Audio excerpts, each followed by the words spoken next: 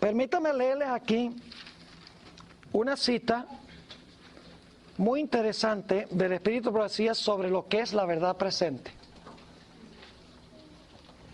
Esto se encuentra en Eventos de los Últimos Días, página 45.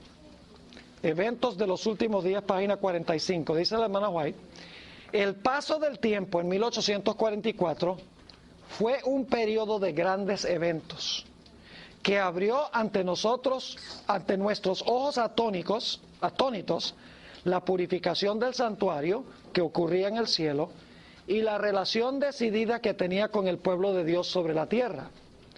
Los mensajes del primero y segundo ángeles y el tercero, que desplegaron el estandarte en el cual estaba inscrito los mandamientos de Dios y la fe de Jesús. Uno de los hitos de este mensaje fue el templo de Dios, visto en el cielo por su pueblo amante de la verdad, y el arca que contenía la ley de Dios. La luz del sábado del cuarto mandamiento resplandeció con sus fuertes rayos en el camino de los transgresores de la ley divina. La no inmortalidad de los malvados es un antiguo hito. Fíjense que menciona aquí la purificación del santuario, los mensajes de los tres ángeles, la ley de Dios, el sábado y el estado de los muertos como la verdad presente en esta cita. Ahora, es interesante que la hermana White menciona en otra visión temprana que tuvo en Primeros Escritos, que se encuentra registrado en Primeros Escritos. Ella amplía un poco más esa parte final de la visión del trono, a donde dice que Satanás respiraba sobre ellos una influencia impía. Y en esa influencia había mucha luz falsa obviamente, y había mucho poder. Quiero leerles una cita sobre lo que dice ella en cuanto a lo que sucedió con las personas que rechazaron entrar al lugar santísimo con el Señor Jesucristo.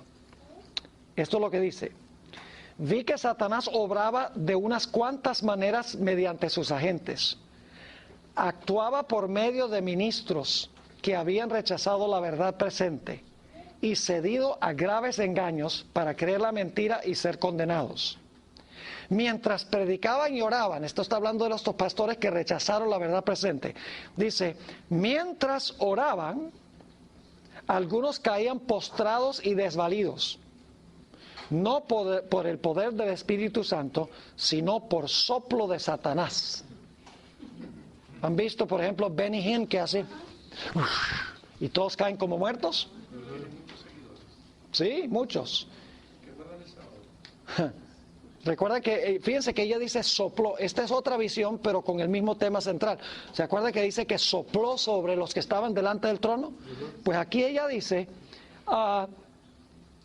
mientras predicaban y oraban, estos son pastores, algunos caían postrados y desvalidos no por el poder del Espíritu Santo, sino por soplo de Satanás infundido en esos agentes y por su intermedio en la gente.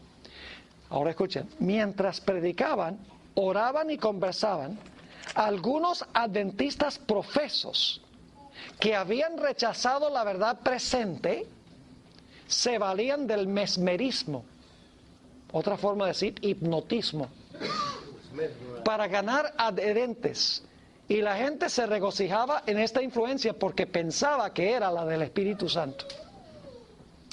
Hasta hubo algunos que empleaban el mesmerismo y estaban tan sumidos en las tinieblas y el engaño del diablo que creían ejercer un poder que Dios les había dado. Tanto habían igualado a Dios consigo mismos que consideraban su poder como una cosa sin valor. Algunos de estos agentes de Satanás, está hablando de ministros que rechazaron la verdad presente, que no entraron al lugar santísimo. Algunos de estos agentes de Satanás afectaban los cuerpos de algunos de los santos, a quienes no podían engañar ni apartar de la verdad, mediante una influencia satánica.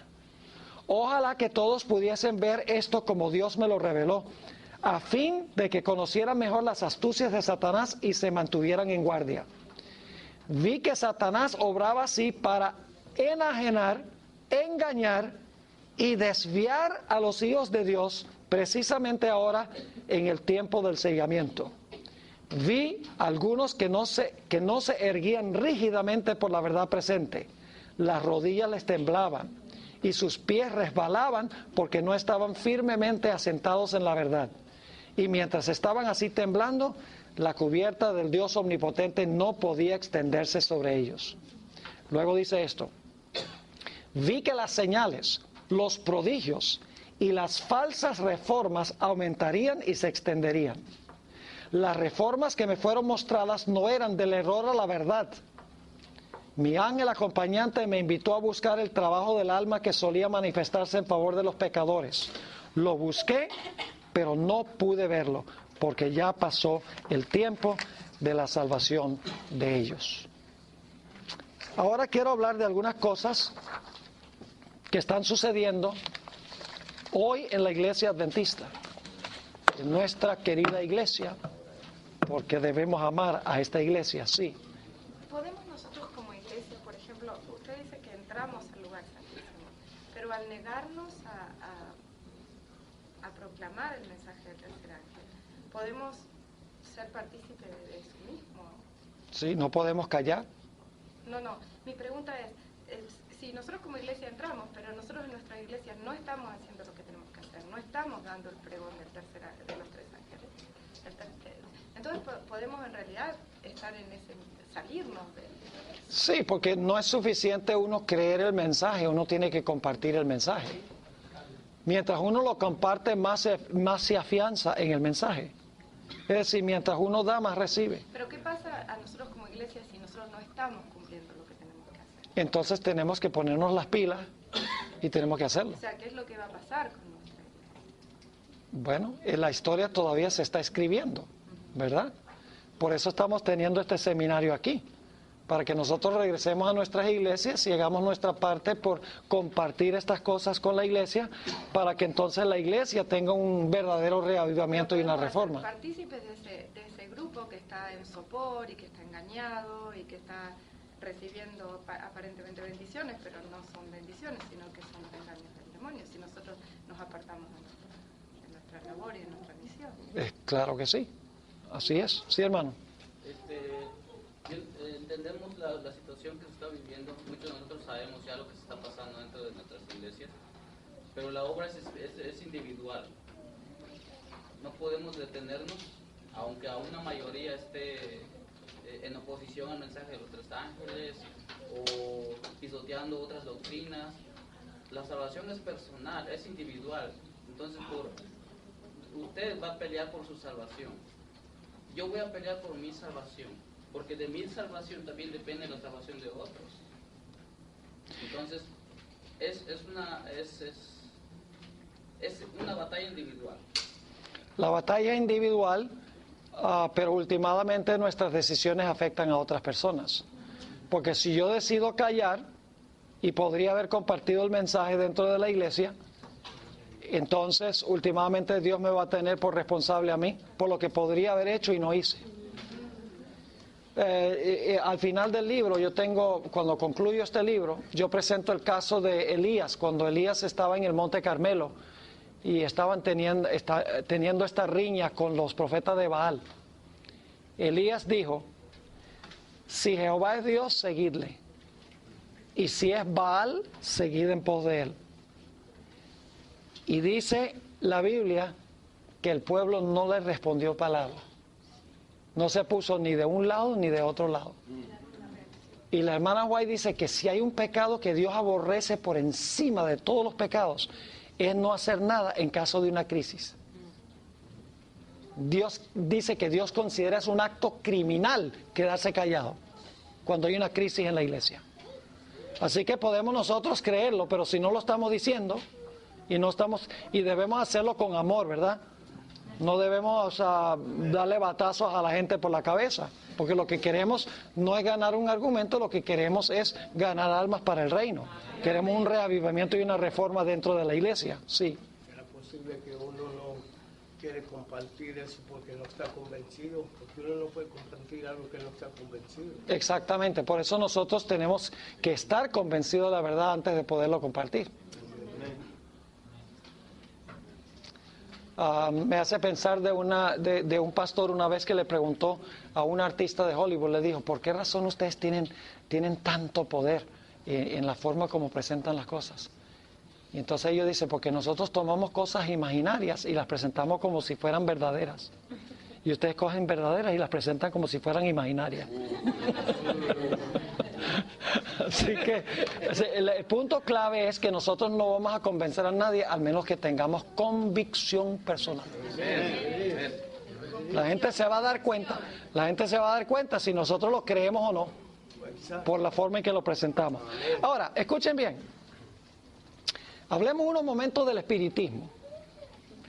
La mayoría de la gente cree que el espiritismo es sencillamente cuando se reúne una gente alrededor de una mesa con un medium, todos agarrados de las manos en las penumbras, para que el medium les haga comparecer un espíritu de los difuntos. Esa es la idea que tiene mucho del espiritismo, pero esa no es la esencia del espiritismo. Escuchen esta cita de la hermana White sobre lo que es el espiritismo, y lástima, no tenemos suficiente tiempo para hablar de Génesis 3, o tal vez debería dedicar yo tiempo a ese Génesis 3. Escuchen esta cita, muy poderosa esta cita, se encuentra en El Conflicto de los Siglos, La Educación, página 228, La Educación, página 228, escuchen esto. El espiritismo asegura que los hombres son semidioses no caídos, que cada mente se juzgará a sí misma, que el verdadero conocimiento coloca a los hombres por encima de toda ley, que todos los pecados que se cometen son inocentes, que todo lo que existe es correcto y que Dios no condena. Qué interesante, ¿verdad? Sigue diciendo, pretende que están en el cielo exaltados los seres humanos más viles. Declara a todos los hombres, no importa qué hagáis, vivid como os plazca, el cielo es vuestro hogar. Multitudes llegan así a creer que el deseo constituye la ley suprema, que el desenfreno es libertad y que el hombre solo tiene que rendirse cuentas a sí mismo. Básicamente la idea es que cada uno es ley a sí mismo y que últimamente uno no tiene que rendirle cuentas en el juicio a Dios. Por eso cuando uno oye sermones donde dice todo es gracia y Dios no condena y Dios te ama, y cuando una persona está viviendo en adulterio en la iglesia decimos no hay que disciplinarlo porque hay que amarlo. Todo eso es fruto de esto. Porque Satanás lo que odia es la ley. Fue lo primero que atacó en el cielo, fue la ley. Lo aborrece. Y él quiere convencer a los seres humanos de que ellos pueden escoger qué es bueno y qué es malo sin apelar a la ley de Dios. Es más, vamos a Génesis 3 para mostrarles esto en la Biblia.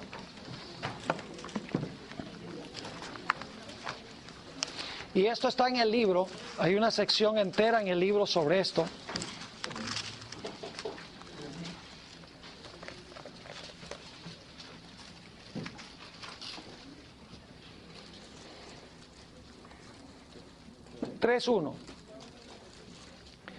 Pero la serpiente era astuta más que todos los animales del campo que Jehová Dios había hecho.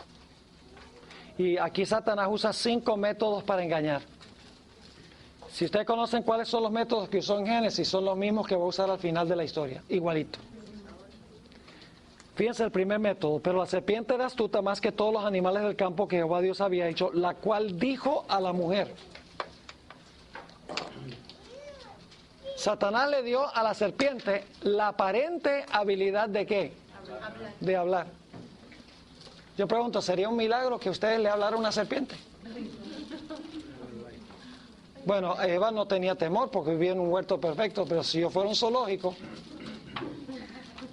y estuviera en el serpentario y de repente la serpiente levanta, buenos días. Óigame, saldría corriendo. Es decir, lo primero que hizo Satanás fue un milagro mentiroso, porque la serpiente no estaba hablando.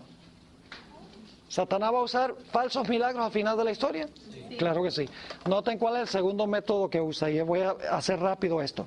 Con que Dios os ha dicho no comáis de todo árbol del huerto. ¿Satanás está citando las palabras de Dios? ¿Está diciendo que está citando lo que dijo Dios? Sí, pero ¿cómo lo está haciendo? Lo está citando mal. ¿El diablo puede citar mal la palabra de Dios? Sí, señor. La abusa, le agrega, le quita, le aumenta para enseñar el error.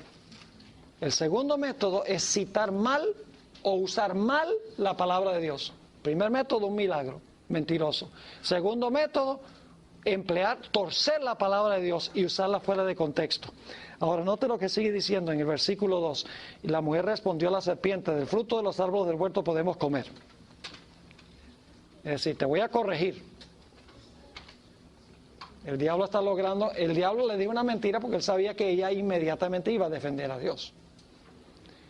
La mujer respondió a la serpiente, del fruto de los árboles del huerto podemos comer, pero del fruto del árbol que está en medio del huerto, dijo Dios, no comeréis de él ni le tocaréis para que no muráis.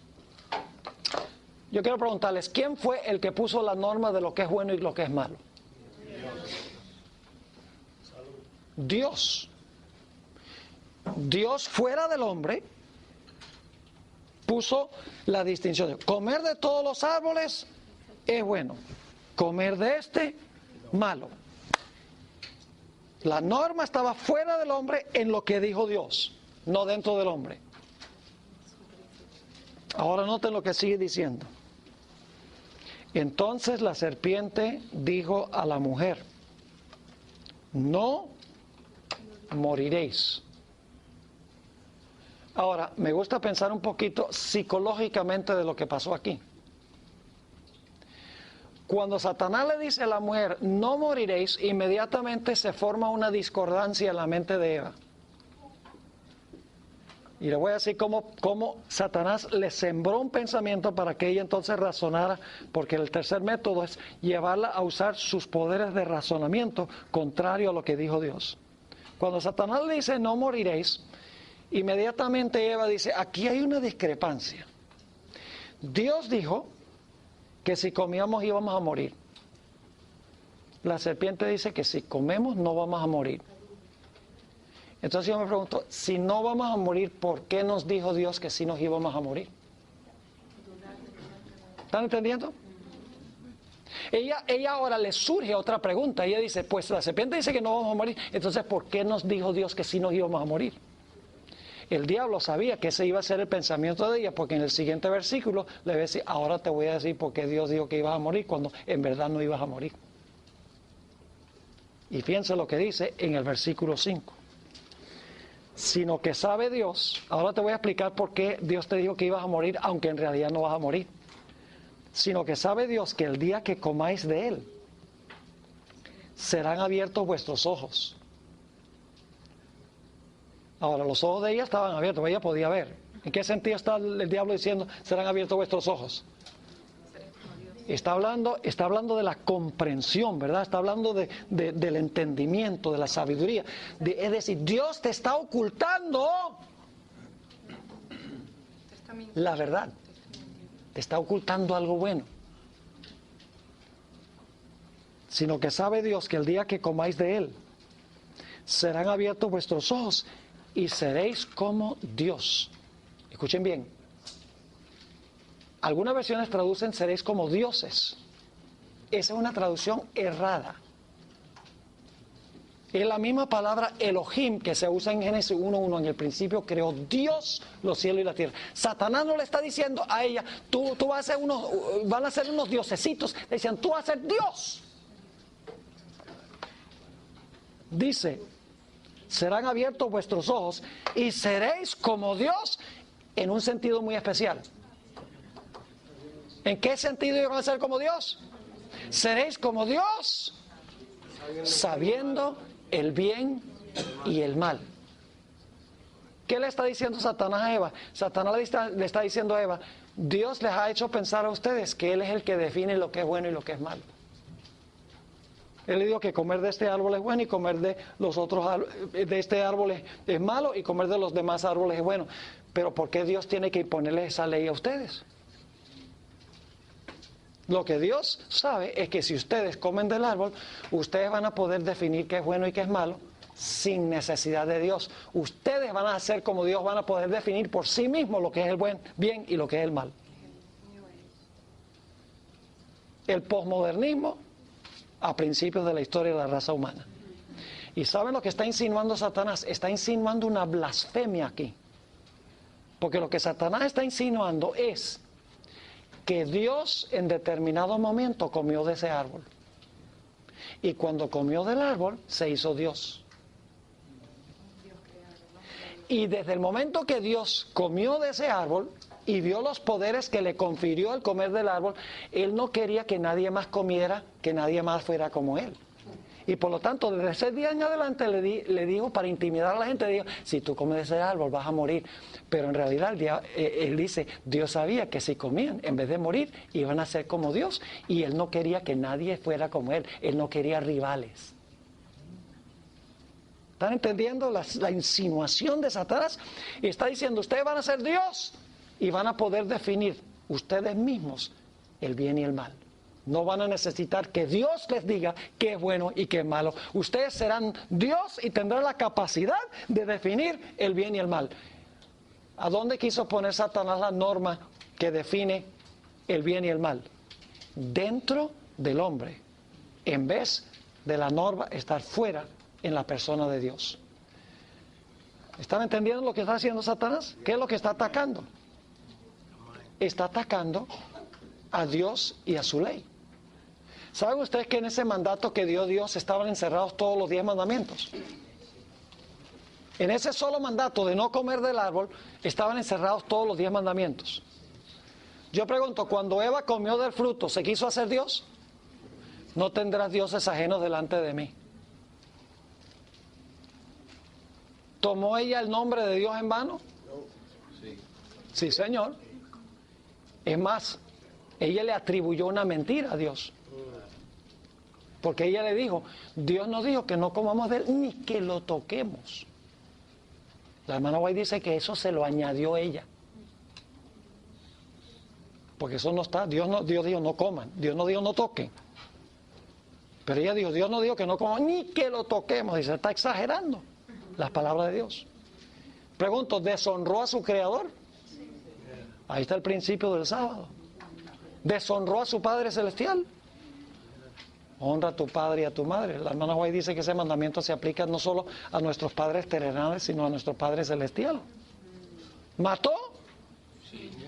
Sí, porque al tentar a Adán trajo la muerte al mundo. ¿Cometió adulterio espiritual? ¿Escogió otro amante que no fuera Dios? Claro que sí. ¿Robó?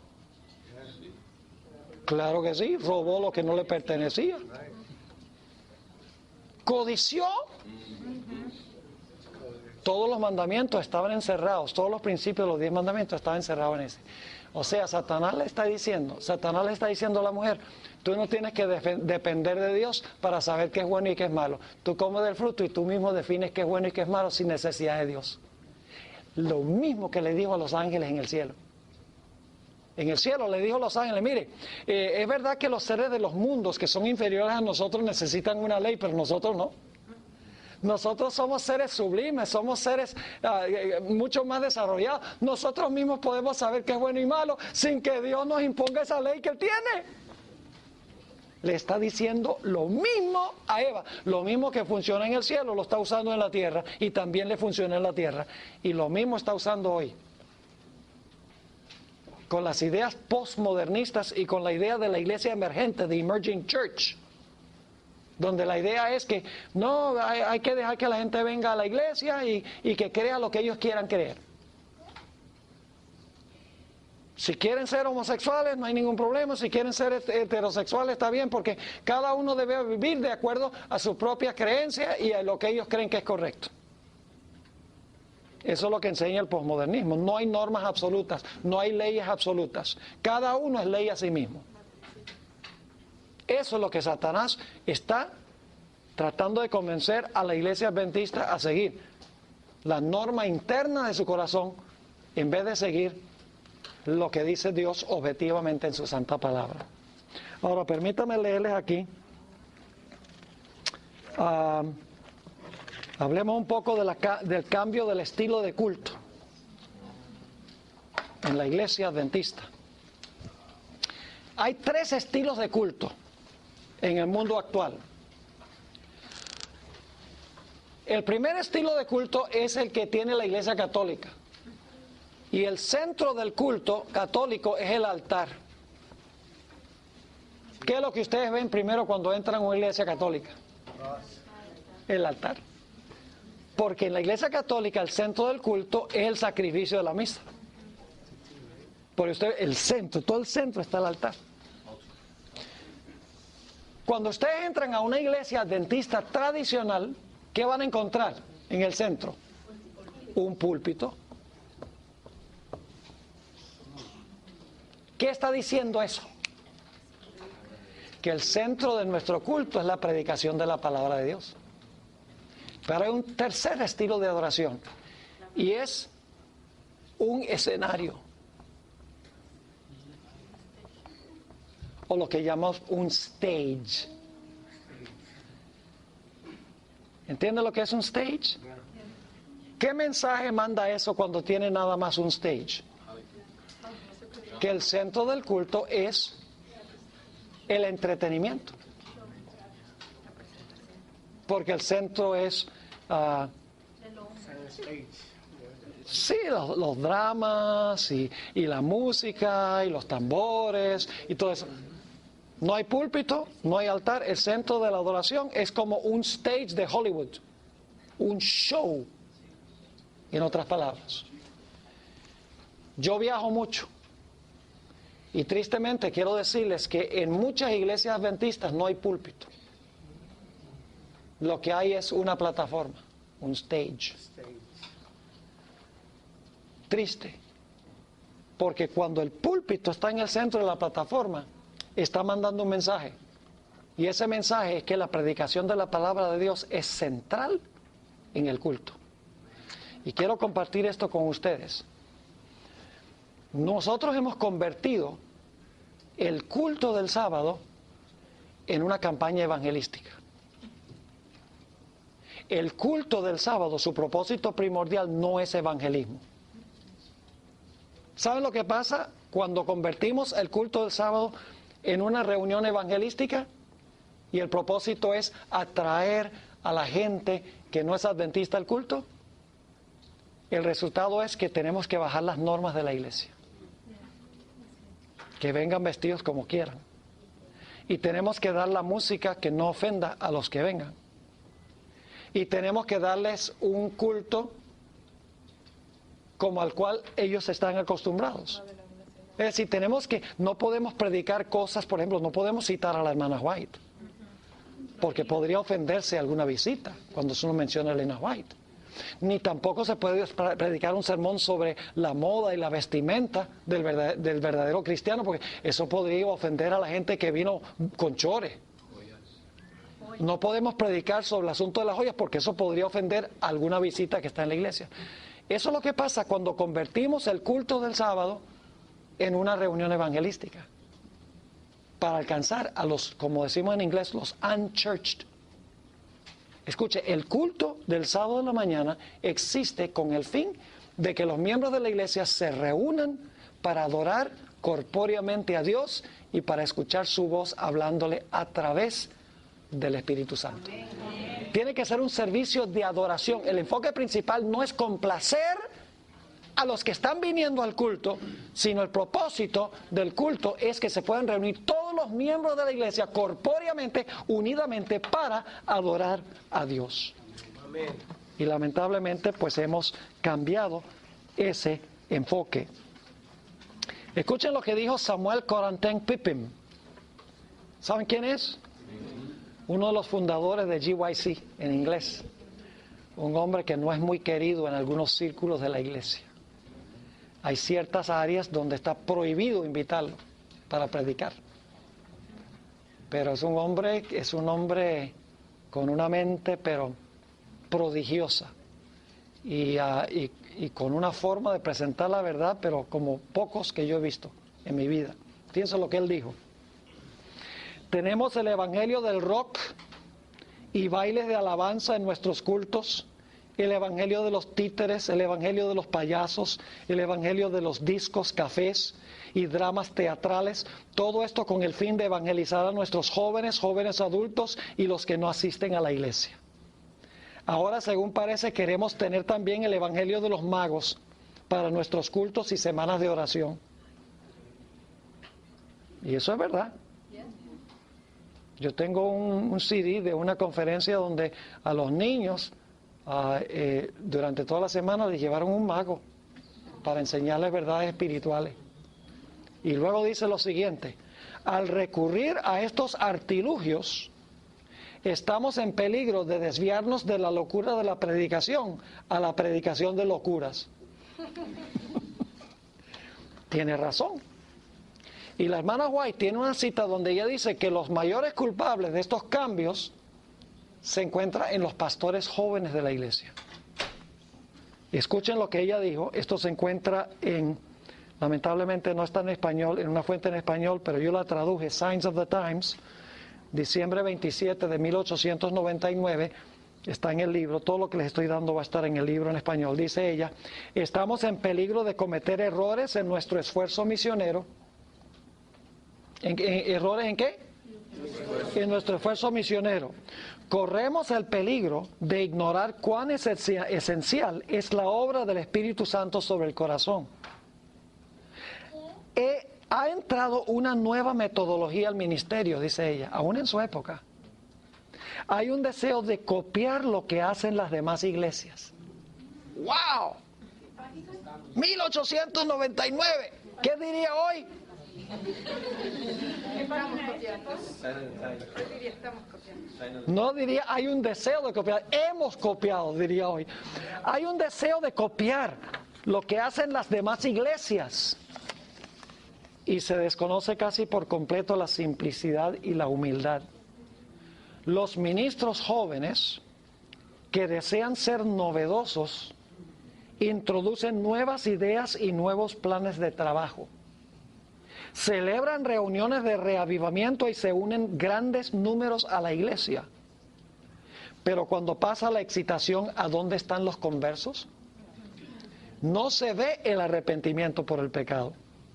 Al pecador se le invita a creer en Cristo y a aceptarlo sin que se tome en cuenta su vida pasada de pecado y rebelión, y como resultado el corazón no es quebrantado. No hay contrición del alma. Esos conversos profesos no han caído sobre la roca, Cristo Jesús.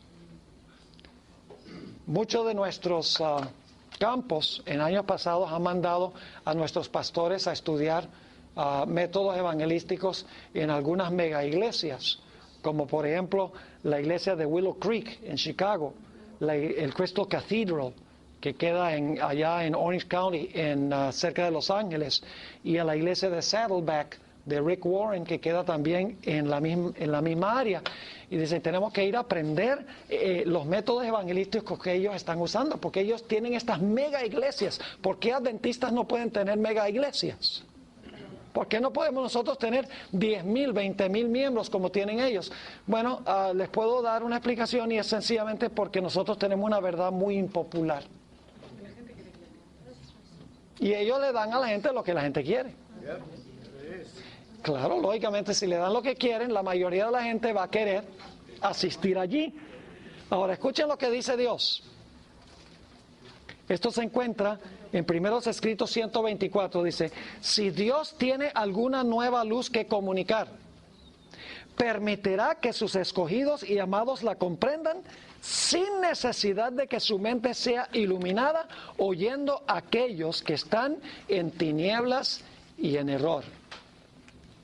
Y luego dice ella lo siguiente, dice: me fueron mostrados aquellos que creen poseer el último mensaje de misericordia y la necesidad que tienen de estar separados de los que están bebiendo diariamente nuevos errores. Vi que ni los jóvenes ni los ancianos debían asistir a sus reuniones, porque es malo alentarlos así mientras enseñan el error, que es veneno mortal para el alma, y mientras que presentan como doctrinas los mandamientos de hombres. Es decir, nuestros pastores no deben ir a esas reuniones a donde se enseña el error. Dice, la influencia de tales reuniones no es buena. Si Dios nos ha librado de tales tinieblas y error, debemos destacarnos firmemente en la libertad con que nos emancipó y regocijarnos en la verdad. Dios siente desagrado hacia nosotros cuando vamos a escuchar el error, sin estar obligados a ir. Porque a menos que nos mande a aquellas reuniones donde se inculca el error a la gente por el poder de su voluntad, no nos guardará. Los ángeles dejan de ejercer su cuidado vigilante sobre nosotros y quedamos expuestos a los golpes del enemigo para ser entenebrecidos y debilitados por él y por el poder de sus malos ángeles, y la luz que nos rodea se contamina con las tinieblas. Eso es lo que pasa cuando vamos a escuchar el error. Ahora, ustedes saben que en la iglesia adventista en la actualidad hay una gran obsesión por los números. Creemos que mientras más grande, mejor. Y claro, para lograr números, ¿qué hay que hacer? Hay que bajar los principios y las normas y no predicar un mensaje tan distintivo y tan poderoso.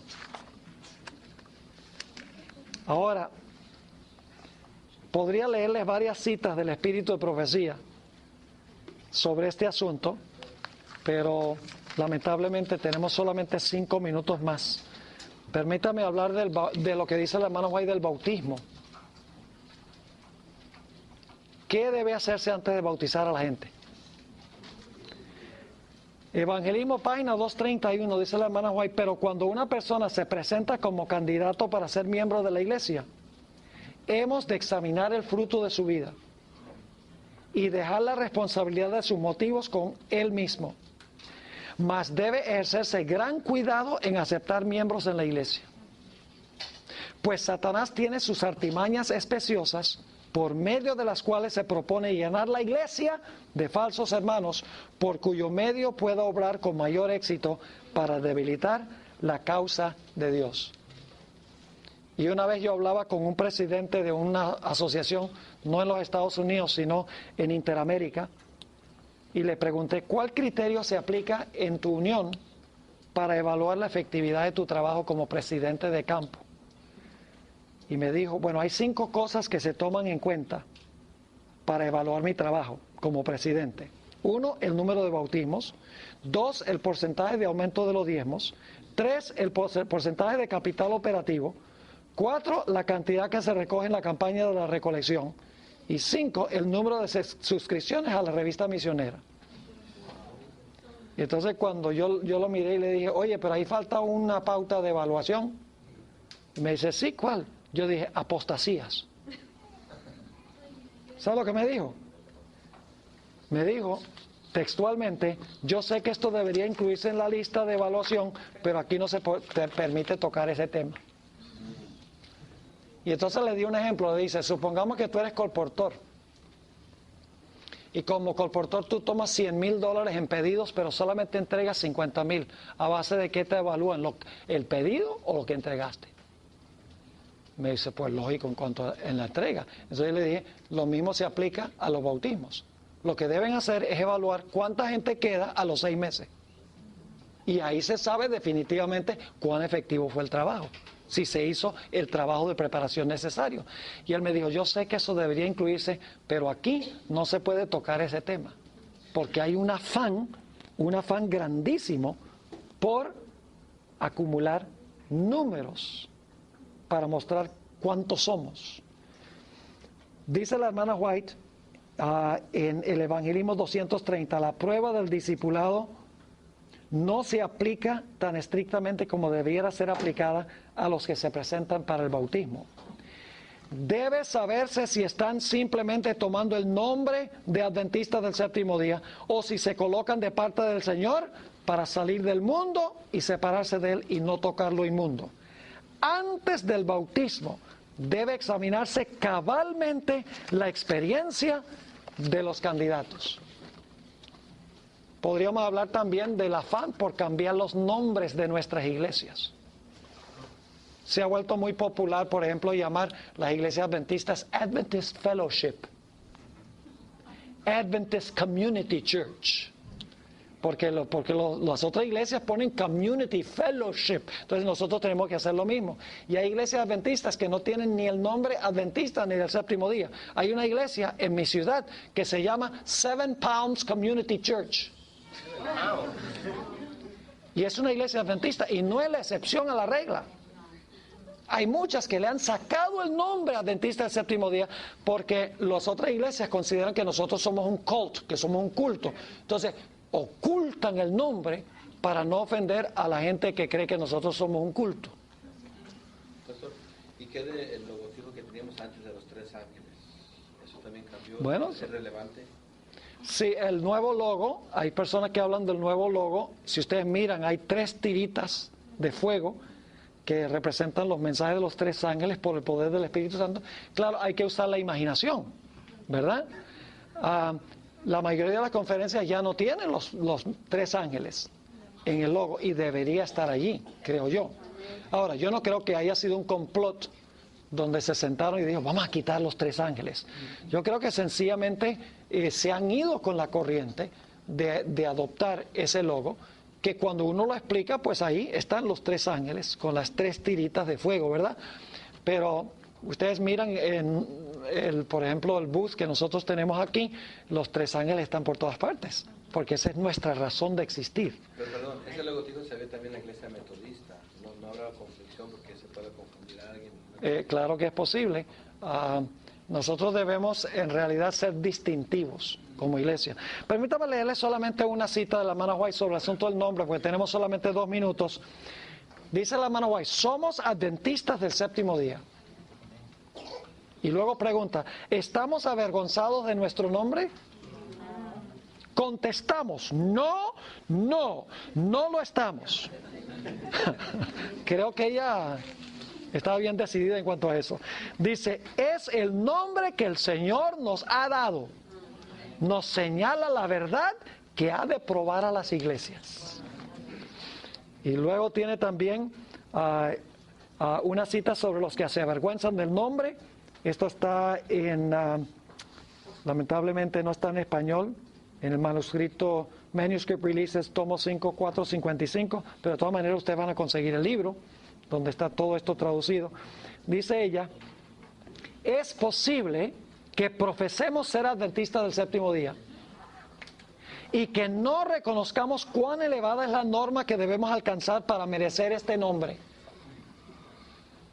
Algunos se han avergonzado de que se les conozca como adventistas del séptimo día.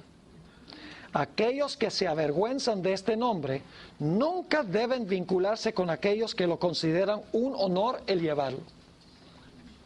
Nunca deberían haberse unido a la iglesia adventista del séptimo día. Bueno, hay mucho más aquí que podríamos, tenía toda una sección sobre la música. Pero, ¿cómo está en el libro? Todo está en el libro. Escrito está. Así que consíganse el libro, vamos a tener una oración. Gracias por su atención. Ha sido un placer tenerlo aquí. Ahora volvamos a nuestras iglesias y con amor y con tacto procuremos sembrar estas grandes verdades que hemos aprendido aquí. Oremos. Vamos a orar. Padre Celestial, gracias te damos por el maravilloso mensaje que tú le has dado a esta iglesia. Gracias por la gran misión que nos has encomendado. Qué gran responsabilidad. Padre, perdónanos por no haber cumplido esa responsabilidad. Te ruego que derrames sobre cada uno de los reunidos aquí tu Santo Espíritu, para que podamos presentar estas cosas con poder, con tacto, con amor en nuestras iglesias, para que pueda haber un gran reavivamiento y reforma en tu iglesia, que podamos sacudir al mundo con tu mensaje y que muchas almas sinceras puedan salvarse al escuchar la verdad presente. Gracias, Padre, por haber estado con nosotros y gracias por escuchar nuestra oración, porque te lo pedimos en el nombre de Jesús. Amén. Amén. ¡Feliz sábado!